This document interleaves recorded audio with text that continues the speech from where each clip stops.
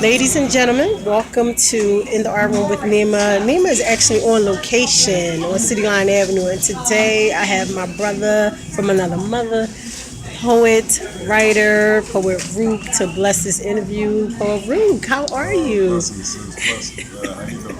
I'm good. You guys have no idea. I am so excited to have this brother right here. I've been chasing him for a long time, trying to get this interview, and we are here.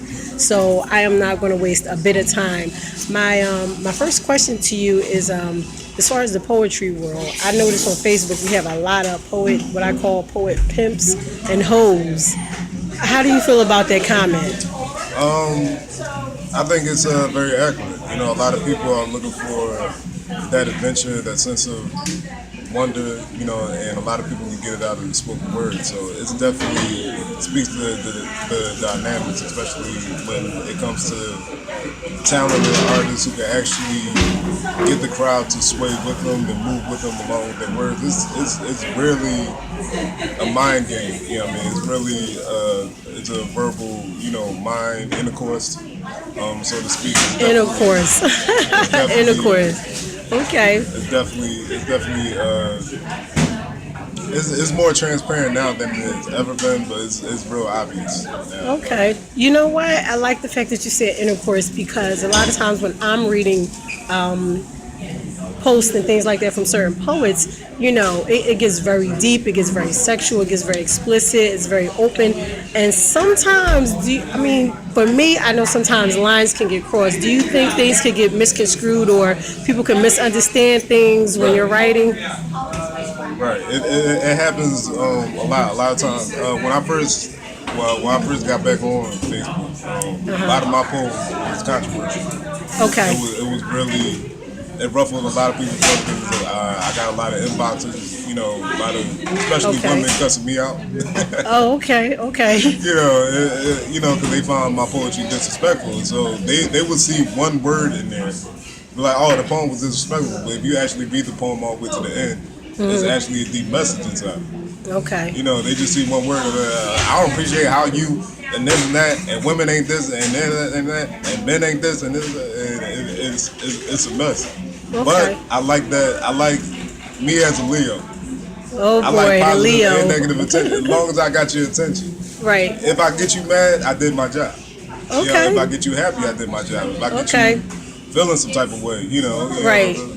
mesmerized, I did my job. As Okay. long as I got your attention. Right, right. As long as you know what, I'm gonna plug myself. It kind of reminds me of the book Poems, Quotes, and Thoughts Provoked by Myself. It's like as long as I provoke thought, we can have a dialogue. We can Right. talk about it. We can get better understanding, and I appreciate that.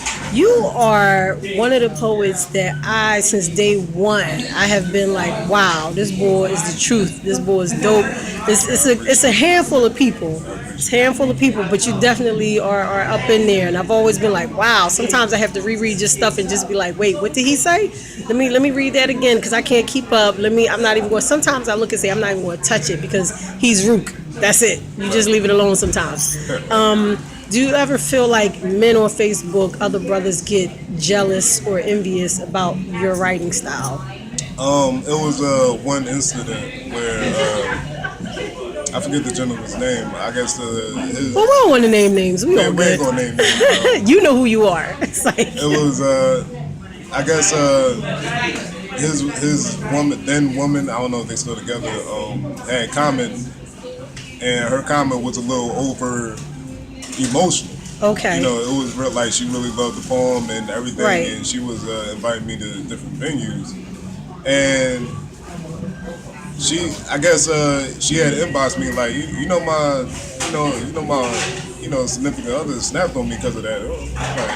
I thought it was weird. I was like, he's not gonna snap at you because of you left a comment, but you really have men out there that look on a girl page and it's thought provoking. So that boosts my ego even more. Like, wow, Oh, okay, you really okay. feel threatened by me over a poem? Like, Okay, let me tell you, people don't realize how serious Facebook can get when you have a significant other and you're looking at their comments. You know what I mean? It can get tricky. I'm not gonna lie, it can get tricky. You're looking at it, you're like, well, he don't say that kind of stuff on my stuff. You know what I mean? Or she don't say that kind of stuff on my stuff. But look over here and they all in. You know what I mean? But on my side, they sticking their toes in. So it can get very tricky. You have to be careful. Me myself, I'm not gonna lie.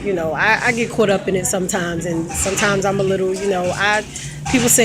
People call it insecurity. I'm not gonna lie. I think everybody has some type of insecurity. So I definitely am woman enough to own my stuff and work on it and try to better myself. So having. Well, this is where a lot of people confuse it. There's insecurity, of course, and then there's blatant disrespect. A lot of people don't know how to blur the lines between the two. If you're with somebody, you first of all, it's Facebook. You can control anything on there. You have a choice to check the other person, to like, you know what, I'm attached. I appreciate your comments, but I'm attached. I would, I would appreciate if you tone it down a little bit. You know what I mean? I don't like people flirting with me while I'm in a relationship. That type of thing. It could be an inbox. It don't have to be in the comments. Right.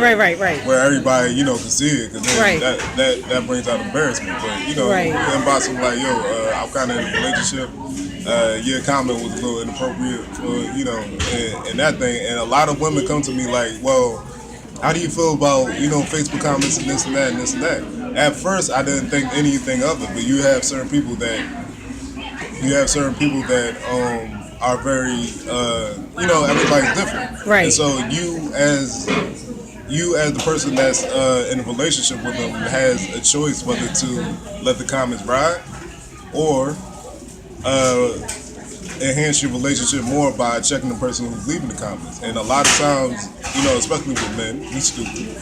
A lot of times we you said we stupid. we get so caught up in the attention. Is that right? That we don't understand, the respect level, and so we just love getting the attention. Like, oh man, they love me. They love me. No, it's a deeper message than that. And women understand other women. Okay. And the stupidity is so blatant with it, and so that's one thing we have to learn. Like, check the woman that's commenting on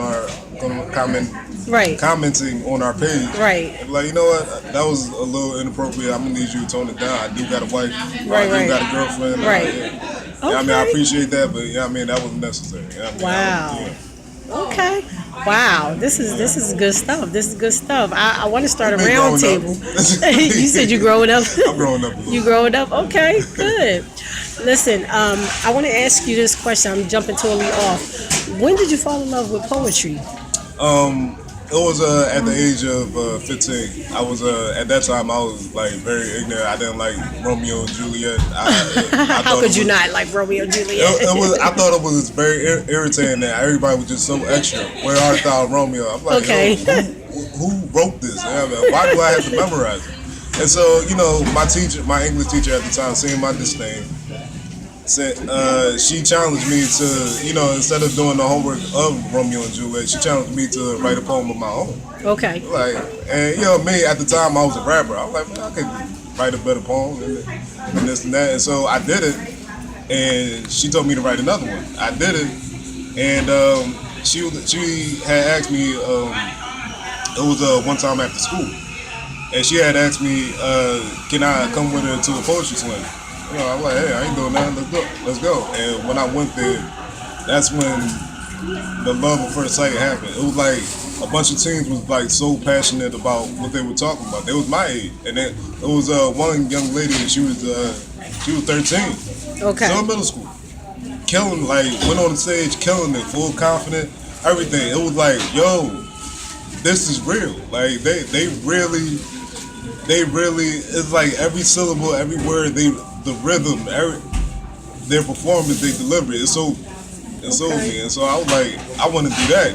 Okay. But it took me like years to develop the confidence. Mm-hmm. But she kept bringing me to the slams, to the poetry slams, and I fell in love with her after that. It was like, wow. It was like I didn't want to tell her, that I now understand Romeo and Juliet and I love it. But, deep down inside, I'm like, oh, so this was what the dynamic that was reaching. Right.